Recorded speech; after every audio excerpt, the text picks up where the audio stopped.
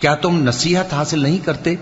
وہی آسمان سے زمین تک کے ہر کام کا انتظام کرتا ہے، پھر ہر کام ایک روز جس کی مقدار تمہارے شمار کے مطابق 1000 برس ہوگی اس کی طرف رجوع کرے گا۔ اسی شان کا ہے وہ خالق جو پوشیدہ اور ظاہر کا جاننے والا ہے، غالب ہے، بڑا مہربان ہے۔ وہی جس نے ہر چیز کو بہت اچھی طرح بنایا، یعنی اس کو پیدا کیا اور انسان کی پیدائش کو مٹی سے شروع کیا، پھر اس کی نسل ایک قسم کے خلاصے سے یعنی حقیر پانی سے بنائی، پھر اس کو درست کیا، پھر اس میں اپنی طرف سے روح پھونکی اور تمہارے کان اور آنکھیں اور دل بنائے، مگر تم بہت کم شکر کرتے ہو۔ اور کہنے لگے کہ جب ہم زمین میں ملیا میٹ ہو جائیں گے تو کیا اثر نو پیدا ہوں گے؟ حقیقت یہ ہے کہ یہ لوگ اپنے پروردگار کے سامنے جانے ہی کے قائل نہیں۔